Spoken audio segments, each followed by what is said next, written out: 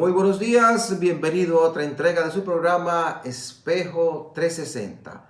Gracias a los dominicanos que nos sintonizan en el territorio nacional y a los que nos ven en los Estados Unidos a través de televisión dominicana. Iniciamos de inmediato con la semana 360, un compendio con las principales informaciones acaecidas en el país y en el resto del mundo. Veamos.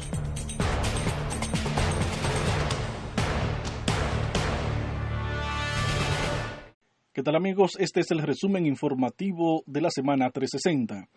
Iniciamos con la manifestación que se produjo en Puerto Plata con el peregrino Mildomio Adames en contra del coronavirus, que provocó la indignación en la población y que el pasado martes el ministro de Salud Pública Rafael Sánchez Cárdenas ejecutara un operativo de contingencia en Puerto Plata para evitar un rebrote de COVID-19 en la provincia.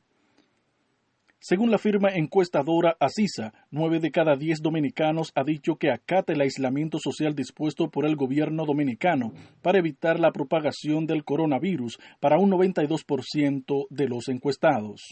El Senado de la República Dominicana aprobó el miércoles una segunda extensión del estado de emergencia por 17 días para enfrentar la pandemia de COVID-19, el cual inició el pasado viernes 1 de mayo. El presidente de la Asociación de Industrias de la República Dominicana, Celso Juan Marrancini, consideró que la apertura gradual de la economía dominicana es necesaria, pero requiere garantizar algunas condiciones que eliminen los riesgos de impulsar la propagación del COVID-19 y que contribuyan a superar las crisis sanitarias en curso. A este pedido se han sumado sectores como el de la construcción, ferreterías, repuestos, entre otros.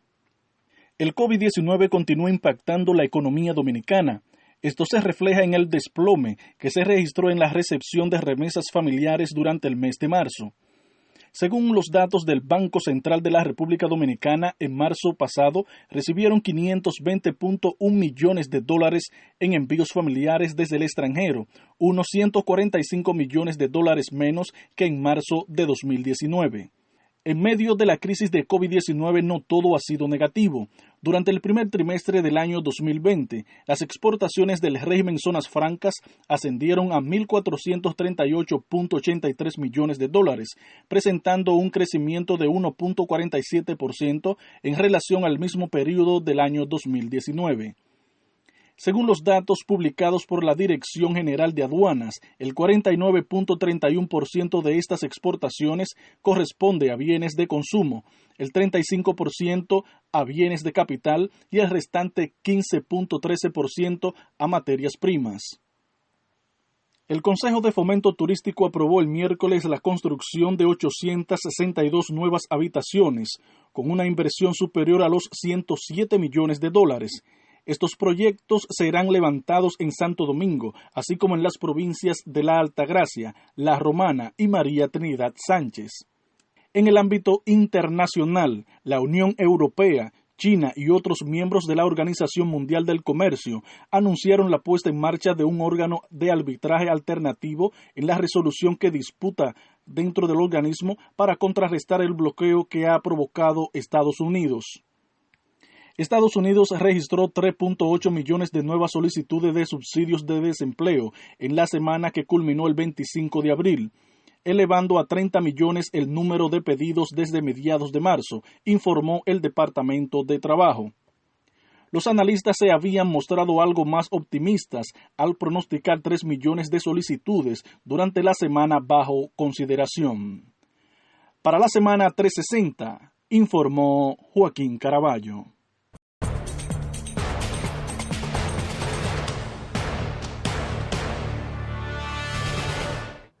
Tenemos 45 días en estado de emergencia, con una población prácticamente completa en estado de cuarentena.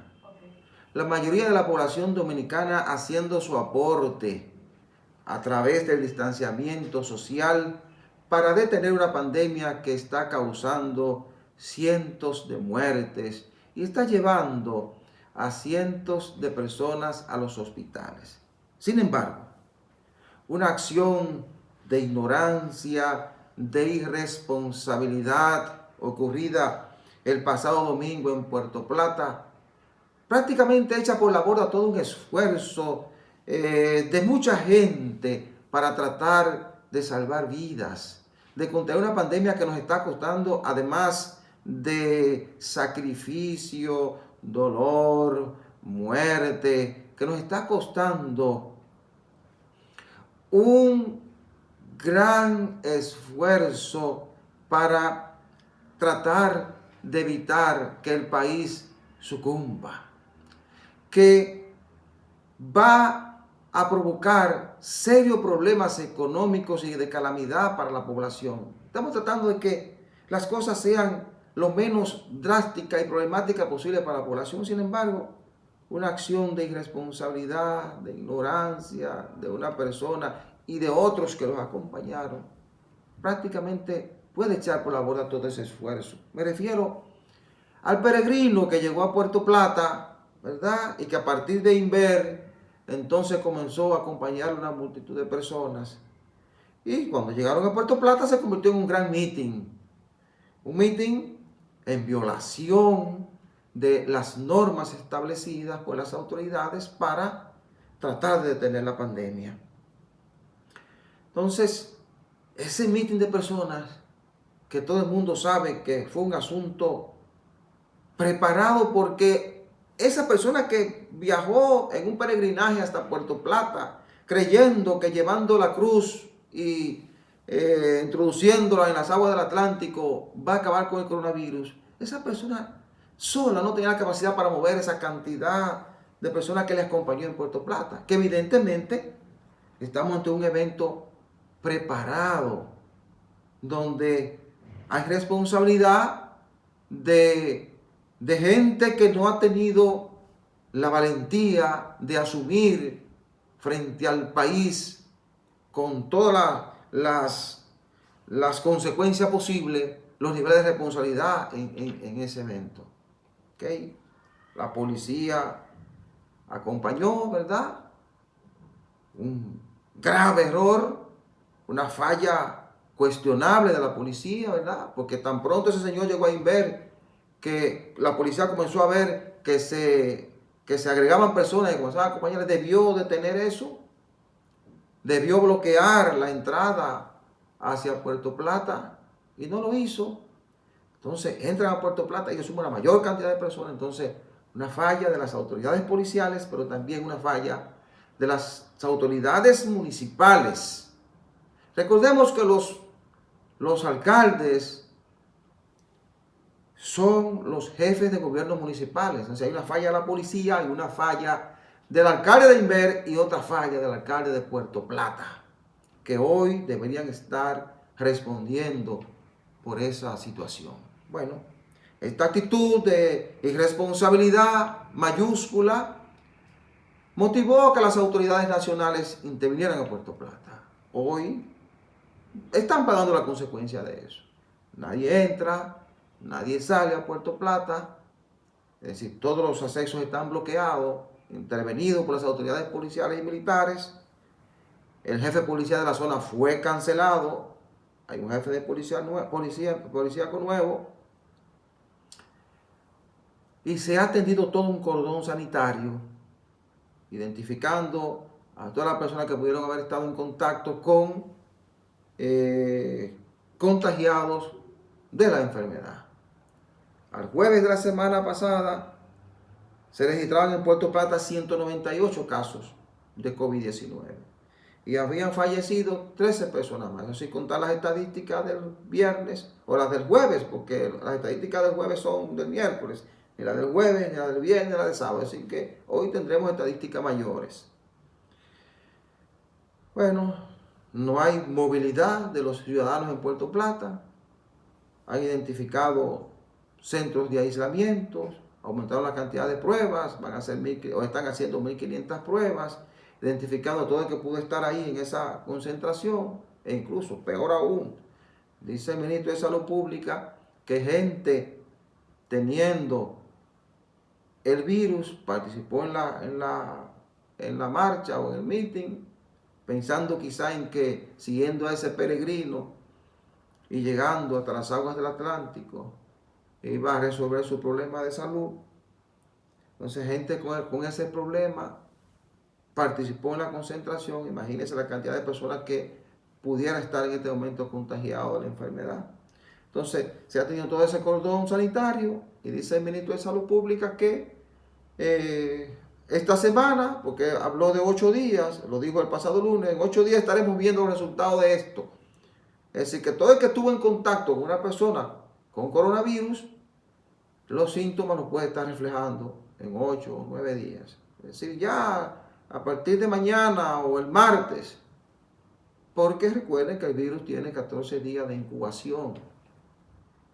Entonces, Puerto Plata, una buena parte de su población cometió un error grave, impulsado por gente que no midió la consecuencia de esto, y a partir de esta semana pudiéramos estar viendo los resultados negativos. Ojalá que no. Ojalá que no. Ojalá que con esta intervención de las autoridades de salud pública, entonces se pueda aislar a todo el que estuvo en contacto y evitar una circulación mayor comunitaria del virus en el municipio o la provincia de Puerto Plata. Ahora tenemos 2 provincias acordonadas, intervenidas por las autoridades de salud, las autoridades policiales y militares. Tenemos la provincia de Puerto Plata y previamente teníamos la provincia de Duarte, que ha pagado caro las consecuencias de acciones que fueron muy cuestionadas en su principio. Acciones como la jugada de gallos, jugadas en las calles, de vitilla. Incluso el ministro lo decía en cada una de las conferencias de prensa cuando se comenzó a dar estadística del avance de la enfermedad. Entonces, usted observa las estadísticas hoy de la provincia de Duarte, y es una provincia que tiene más casos que Santo Domingo, que es la principal provincia del país. Y tiene más del 50% de los muertos, no, casi el 50% de los muertos. Es decir, ha pagado un precio elevadísimo por acciones en principio que evitaron un control a tiempo de la enfermedad. Ojalá que Puerto Plata no tenga que pagar también muy cara las consecuencias de esta situación que pasó el pasado domingo. Entonces, lamentablemente, los responsables de esto, por la forma en que se manejan siempre este tipo de casos, politizándolo, no van a pagar las consecuencias. Solo la pagó el agente policial, ¿verdad?, que fue destituido de su cargo, y con esto imagino que estará poniendo fin a su carrera. Pero todos, insisto, ojalá que todos esto nos sirva como ejemplo de las cosas que no debemos hacer en estos momentos, porque luego pagamos las consecuencias. Y las acciones irresponsables o de ignorancia, como se quiera ver, de un grupo, de una persona o de un grupo de personas, luego pueden ser de grave consecuencia para personas inocentes, para personas que estuvieron muy lejos, muy apartadas de eso que ocurrió ahí. Responsable directo, el representante de la policía, que debió imponer la autoridad, porque tenemos un estado de emergencia, tenemos un toque de queda, e incluso hubo un momento en que se marchó en las horas del toque de queda. Como jefe de la policía debió imponer su autoridad, insisto, y bloquear la autopista que va a Puerto Plata y evitar que llegara esa gente. Yo hubiese parado 4 patanes en la autopista y no permito que pasen.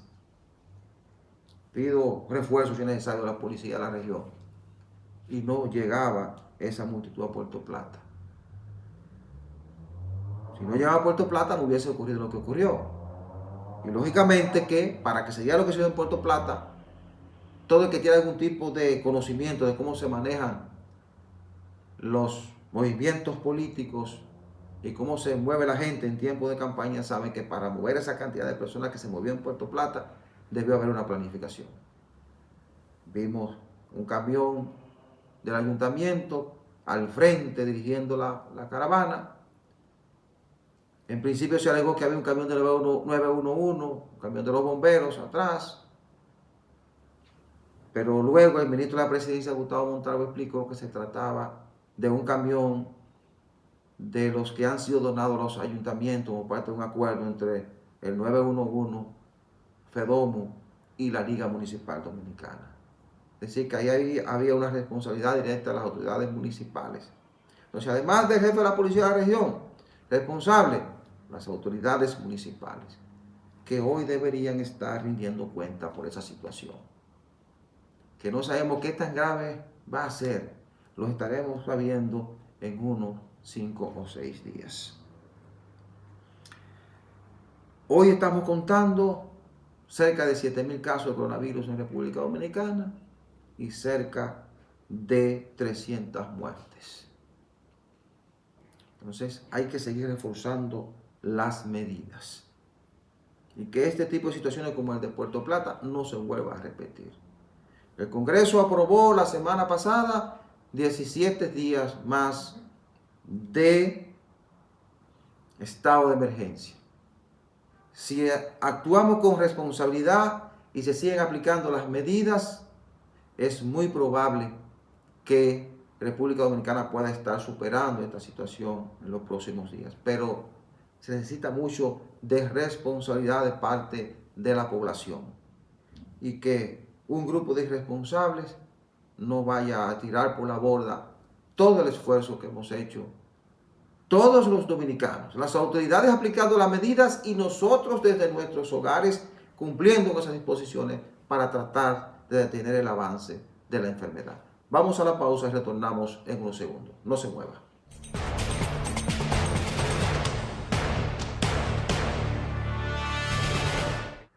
La Junta Central Electoral y la Comisión de Emergencia para el Manejo del Coronavirus deben intervenir frente a los candidatos presidenciales. Porque me preocupa sobremanera observar a los aspirantes presidenciales Gonzalo Castillo, del oficialista Partido de Liberación Dominicana, Luis Abinader, del opositor Partido Revolucionario Moderno, y Leonel Fernández de manera tímida, ¿verdad? Porque no tiene los recursos para hacerlo, moviéndose por todo el territorio nacional como si estuviésemos en una situación normal, actuando en una campaña electoral que puede poner en riesgo la salud y la vida de mucha gente en la República Dominicana. Observo con preocupación cómo Luis Abinader se desplaza por diferentes municipios del país, repartiendo alimentos, medicamentos, entrando en contactos con autoridades de las alcaldías que controla el Partido Revolucionario Moderno, pero además entrando en contacto con representantes de ONG, representantes de instituciones que trabajan con ancianos, con niños, con personas pobres, es decir, distribuyendo cosas que uno sabe que son parte de una campaña electoral que no debería estar manejándose en situaciones como esta. Pero una situación similar está haciendo el candidato oficialista Gonzalo Castillo, que lo observamos recorriendo callejones, anunciando reparación de casas, distribuyendo ayudas. Entonces son acciones de campaña que pueden poner en riesgo a mucha gente. Porque ¿qué es lo que nos están recomendando a los ciudadanos? Que nos quedemos en casa, que apliquemos medidas de distanciamiento social para contribuir con las autoridades a detener el avance de la pandemia. Entonces, los ciudadanos comunes tenemos que cumplir con esas recomendaciones que nos dan las autoridades y los candidatos presidenciales recorriendo el país, poniendo en riesgo la vida de mucha gente. No. Entonces, la Junta Central Electoral tiene que intervenir, al igual que la Comisión de Alto Nivel para el Manejo del Coronavirus, porque una es la responsable de normar el proceso de campaña electoral y la otra es la responsable de garantizar la aplicación de medidas que permitan el control de esta pandemia. Porque si los que aspiran a dirigir el país no están actuando con responsabilidad porque quieren sacar provecho político de esto, los responsables de proteger a la población con medidas que nos ayuden a detener esta pandemia, sí deben intervenir. ¿Quiénes son los responsables? El gobierno central. La Junta Central Electoral, porque es la autoridad en materia electoral. Entonces, teníamos unas elecciones presidenciales pautadas para el 17 de mayo, que fueron aplazadas precisamente por la pandemia que está afectando al mundo, no solo a la República Dominicana, a la mayoría de los países del mundo.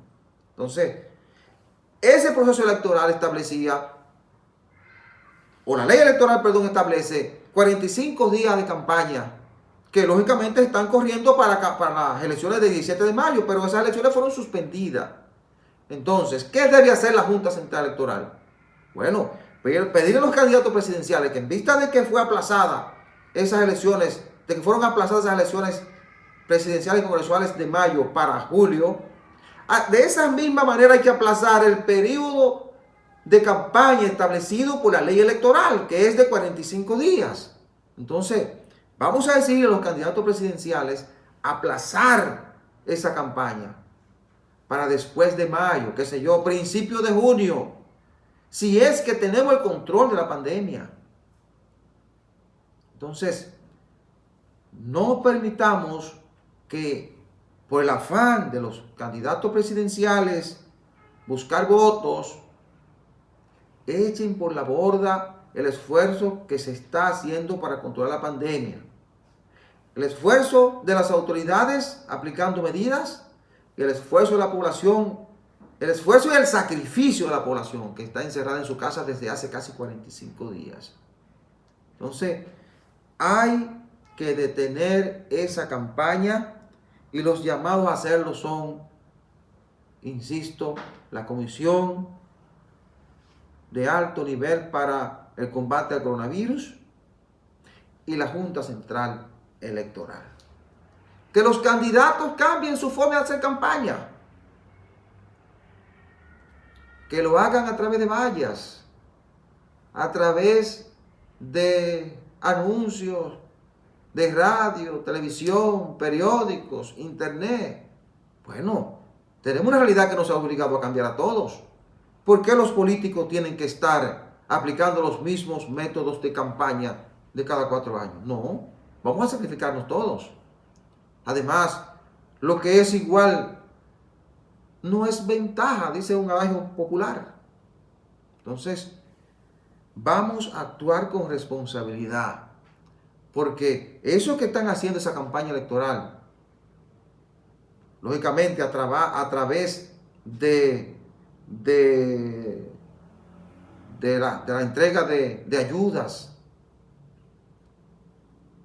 esos son los llamados a dirigir la República Dominicana. Uno de esos candidatos va a ser el presidente de la República. Entonces su actuación no es la mejor frente a la sociedad dominicana.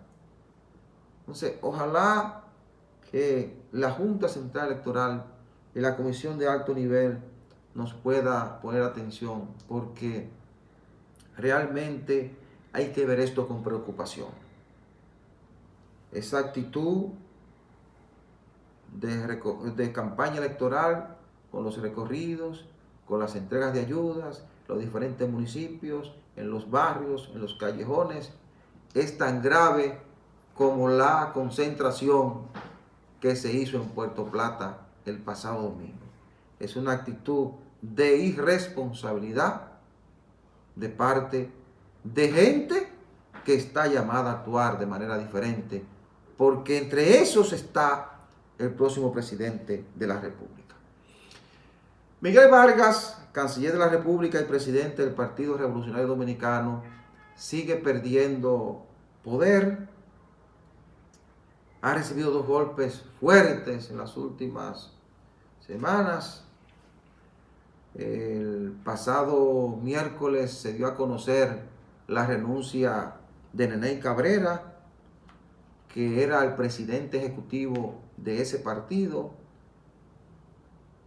Y luego, el jueves, se dio a conocer una carta del vicecanciller Carlos Gabriel García, con una posición de mucha importancia en esa organización porque era el responsable de los asuntos internacionales del PRD.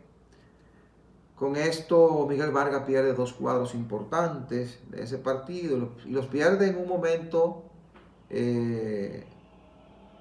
clave, estratégico, porque nos acercamos a unas elecciones presidenciales y el PRD tiene el desafío de jugar un papel importante en estas elecciones.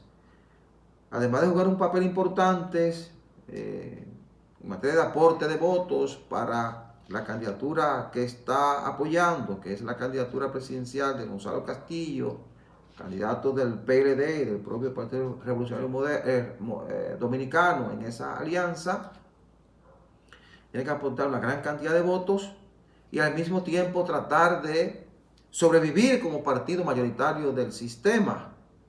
Y si recibe este tipo de desprendimiento en estos momentos y da muestra de debilidad, pudiera incluso perder la categoría de partido mayoritario, y eso implica un golpe en materia de imagen para ese partido, pero también un golpe fuerte en materia económica, porque recordemos que los partidos que obtienen más del 5% de los votos emitidos en las elecciones son los partidos que reciben la mayor cantidad de dinero que reparte el Estado cada año vía la ley que especializa esos fondos, que hemos dicho en diversas ocasiones que es una ley que hay que revisarla porque no tiene razón de ser, debido a que esa ley se creó para evitar que el dinero del narcotráfico, el dinero del lavado, el dinero sucio entre a las campañas electorales, y ese dinero sigue entrando a las campañas electorales,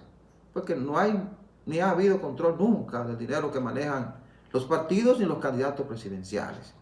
Pero, independientemente de todo eso, los partidos que reciben más del 5% de los votos reciben una buena tajada. En este momento, por ejemplo, los tres principales partidos políticos están recibiendo más de 150 millones de pesos mensual de parte del Estado para la campaña electoral.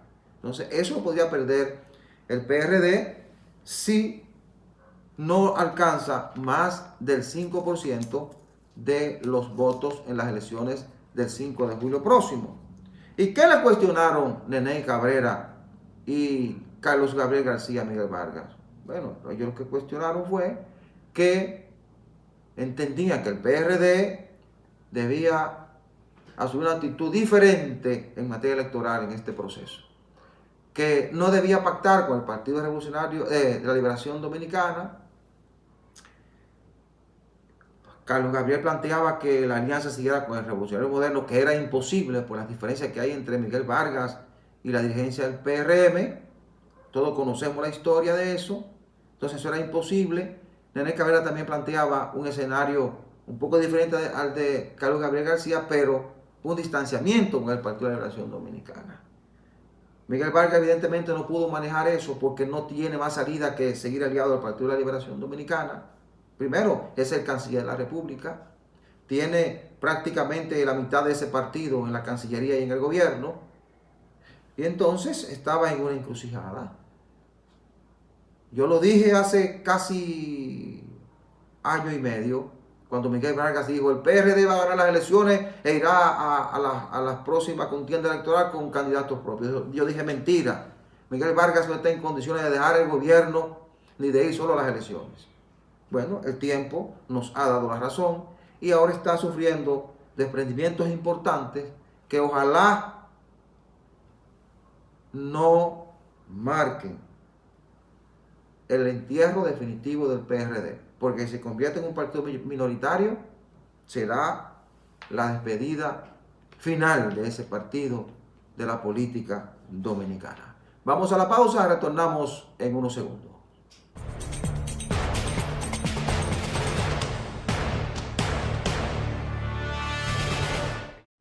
Algunas personas han estado vendiendo la idea de que no habrá elecciones presidenciales el 5 de junio. Nada más falso que eso. Primero, porque hay un mandato constitucional de que el 16 de agosto debe haber un cambio de autoridades. Primero, el mandato constitucional de elecciones el 17 de mayo, que tuvimos que aplazar para 5 de julio por un problema de la pandemia que nos afecta. Pero todo apunta a que aquí habrá elecciones, porque la Junta Central Electoral está trabajando para eso, para cumplir con ese mandato constitucional. Y ha fijado todo un cronograma de trabajo muy detallado que dio a conocer esta semana. Un cronograma de trabajo que comienza con la impresión de las boletas, que deberá culminar a finales de mayo, selección del personal que trabajará en las mesas electorales, ¿verdad? Preparación de las valijas, nombramiento de un nuevo director de cómputo. Todo eso se está tratando con los líderes de los partidos políticos. Todo eso además se va a tratar el próximo martes con los presidentes de los partidos políticos, además del voto dominicano en el exterior, que es otro de los temas que la Junta está tratando de presentar solución. Pero evidentemente que hay un sector que ha tratado de vender esa idea. No sé si con la intención de mantenerlo como un elemento de debate para tratar de sacar ciertas ventajas electorales, pudiera ser, ¿verdad? Porque cuando usted analiza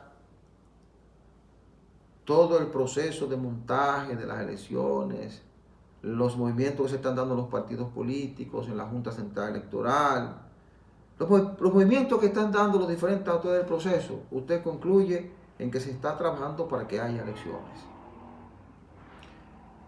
Y el presidente de la Junta, Julio César Castaño Guzmán, decía la semana pasada que aquí no habrá un vacío político, que no habrá un vacío constitucional, porque ellos tienen la misión y están trabajando para que la gente acuda a las urnas el 5 de julio próximo.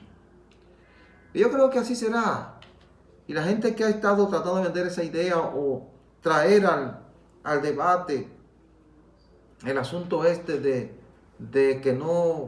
que se está poniendo en peligro las elecciones, que desista de eso.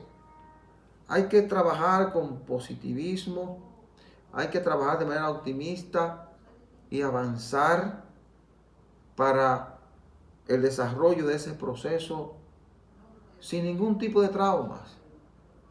Lógicamente habrá que tomar una serie de medidas que la Junta tendrá que coordinar, además de los partidos políticos, con salud pública, para que en esas elecciones se cumpla con un protocolo de salud que vamos a tener que cumplir con cualquier proceso en el que se embarque cualquier sector de la sociedad dominicana, porque tenemos una realidad diferente a partir de marzo de este año. Y son las medidas de distanciamiento social que vamos a tener que aplicar para poder asistir a cualquier evento como este. Entonces, aquí habrá elecciones y no hay que tener temor con eso.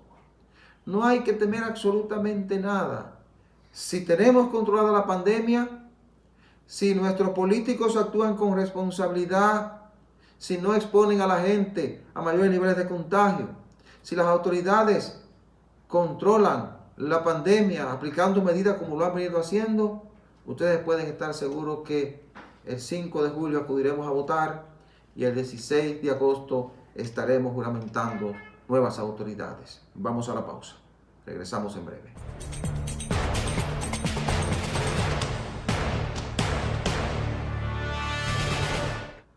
Hace varias semanas advertíamos que los efectos de la pandemia van a ser devastadores en materia económica para el mundo en sentido general.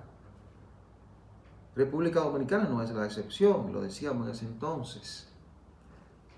Y ya hemos comenzado a ver los efectos de eso. Porque tenemos todo paralizado. No hay que ser un científico de la NASA para saber que eso va a ocurrir. Bueno, ya se comienzan a dar estadísticas de cómo fue el comportamiento de marzo cuando apenas se comenzaban a aplicar las medidas. En materia de recaudación, el Estado Dominicano ha tenido una baja de más de un 20%. Y era de esperarse porque se han tenido que tomar medidas aplazando el cobro de tributos. Todo el mundo conoce las medidas que ha aplicado impuestos internos en materia de cobro de ITEVIS, que es uno de los impuestos que más aporta al Estado. Hay una serie de medidas que se han aplicado que impiden que en este momento se pueda recaudar. Entonces eso explica esa caída en la recaudación de más de un 20%, creo que un 20.7%, según las estadísticas que daban las autoridades esta semana. Pero además comienza a reflejarse una baja considerable en el ingreso de remesas. O sea, que las remesas son un gran alivio para una buena parte de la sociedad dominicana. 21% ha sido la baja de las remesas en la República Dominicana. Observen el impacto de todo esto, para citar solamente dos sectores.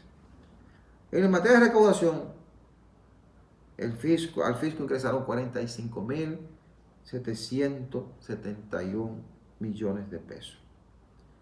5.388 millones menos que en marzo de 2019.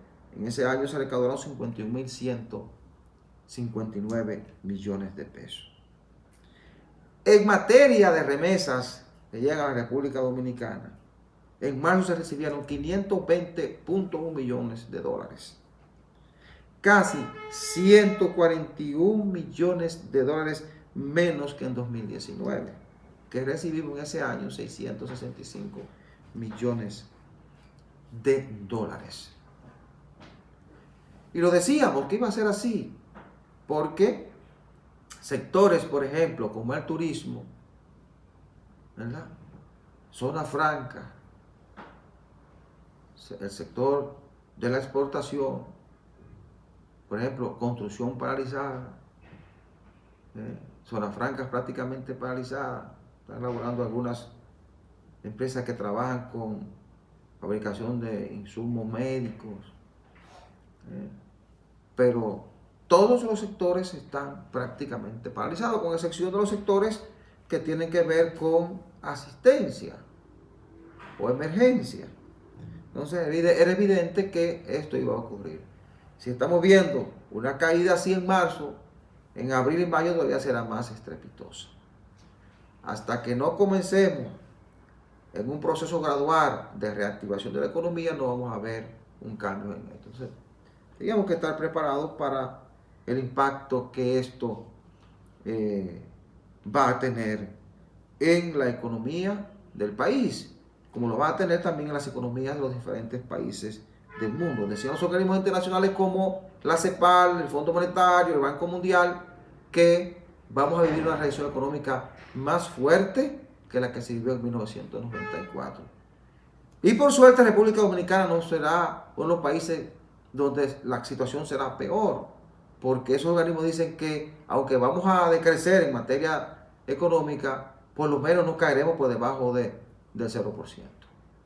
Así que por lo menos mantendremos una estabilidad y que con medidas económicas eficientes nos pueden entonces permitir que volvamos a retomar los niveles de crecimiento de la economía dominicana en los últimos 8 años.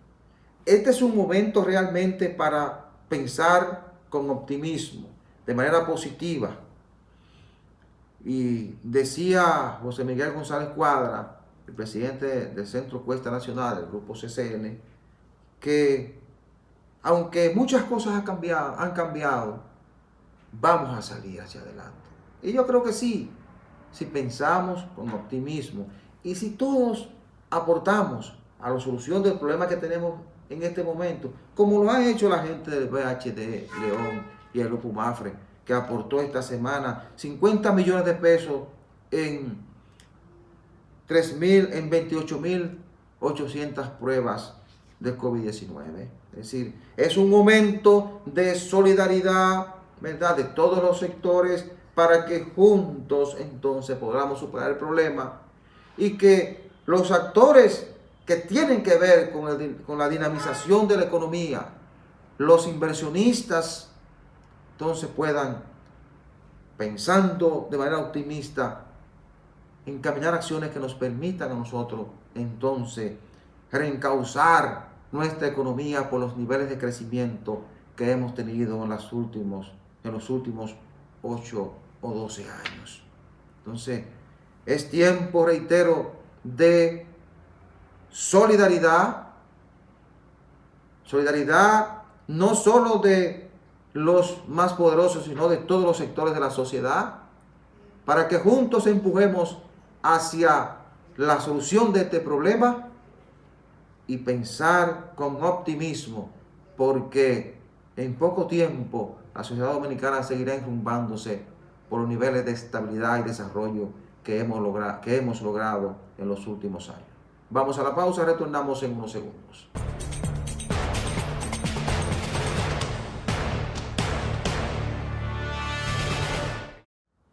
El Ministerio de Educación ha anunciado que va a concluir el año escolar en la fecha que estaba establecida, 19 de junio próximo.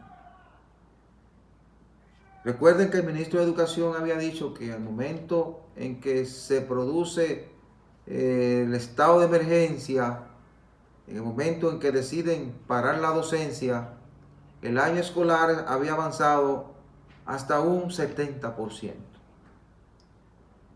Bueno, y que el Consejo de Educación estaba buscando alguna alternativa para que los estudiantes concluyeran el año escolar de manera virtual o con algún otro mecanismo, y que también se estaba analizando la posibilidad de concluirlo en ese nivel. Bien, ahora lo que se ha decidido es finalizarlo en la fecha establecida, 19 de junio, y adelantar posiblemente, no es definitivo, adelantar el año escolar próximo unos 45 días. Para entonces tratar de abordar con los estudiantes ese 30% del año escolar que quedó pendiente. Esa es una salida que puede tener resultados positivos para los estudiantes que no han logrado aprovechar este tiempo en que han estado en cuarentena en sus hogares, porque los estudiantes que corresponden al sector privado han estado aprovechando el tiempo a través de la docencia virtual. Y lo decíamos en programas anteriores, para los estudiantes de los colegios privados no va a ser tan difícil porque tienen la plataforma para continuar la docencia desde sus hogares. Y así lo han estado haciendo, ¿verdad? Con un rigor extraordinario, lo observo, porque el seguimiento que le damos incluso a nuestros hijos y a hijos de amigos y compañeros nos demuestran que los centros privados han estado aplicando el currículo de manera consistente durante el tiempo de la pandemia. Es decir, que los colegios privados van a agotar su calendario escolar. Y ellos le pedían, los directivos de la Asociación de Colegios Privados le pedían a Educación que le autorizara a concluir el año escolar de manera virtual. Creo que ni siquiera le han respondido, pero ellos lo van a concluir. Van a aprovechar el tiempo. No así lo del sector público, porque como bien decíamos, no tienen la plataforma para la docencia virtual. Ni lo tienen las escuelas, ni lo tienen los niños en sus hogares, que son en su gran mayoría de familias pobres que en su casa no tienen la computadora, el teléfono o el sistema de internet que le va a servir como vía para que le puedan llegar esos insumos escolares. Entonces, para eso sí será necesario ese reforzamiento. Y ojalá también sea reforzamiento para el sector privado, porque así pueden aprovechar mucho más. Pero yo decía que había alternativas. Lo que pasa es que no la buscaron a tiempo, porque por la experiencia que uno tiene sabe que aunque no haya una plataforma en las escuelas públicas, aunque en los hogares no haya las condiciones necesarias para la docencia virtual, los maestros sí podían dividirse, ¿verdad?, por X cantidad de estudiantes y hacer las asignaciones de lugar a cada estudiante. Sí, el profesor de ciencias naturales asignarle la cantidad de capítulos que le faltaba a ese estudiante de ciencias naturales, decirle, mire, se lo podía mandar incluso por escrito, una carta, fulano de tal, mire, usted tiene que leerse los capítulos tales y hacerme un trabajo de cada capítulo que me demuestre que realmente usted ha cumplido con la asignación. Y se podía avanzar y darle un repaso al inicio del próximo año escolar, aunque se avanzara también y se aprovechaba el tiempo. Ahora, vinieron propuestas de la ADP, que fueron incluso para mí ilógicas, propuestas como que el año escolar se diera por terminado con el 70%. Es decir, la ADP planteó la salida más fácil, porque termínenlo ahí y punto. No, aún en situaciones como esta, hay que hacer el esfuerzo porque los estudiantes adquieran los conocimientos para que no tengan atrasos y lagunas que le impidan el desarrollo en la educación. Entonces, ojalá que si se va a finalizar el año escolar el 19 de junio, como se ha previsto, que autoricen a los colegios privados a que concluyan como lo han estado haciendo de manera virtual, que se los reconozcan y que se adelante el próximo año escolar para aprovechar al máximo con los estudiantes del sector público, aunque también se refuercen los del sector privado, de manera tal que se pueda aprovechar este año y que los estudiantes adquieran los conocimientos necesarios. La semana que inicia seguirá dominada por el COVID-19, las medidas que se están tomando, y también estará dominada por una reunión de la Junta Central Electoral y los partidos políticos el próximo martes. Hemos llegado al final del programa, señores. Muchísimas gracias por la atención prestada. La cordial invitación para el próximo domingo a la misma hora y por este canal. Buena suerte, buenos días.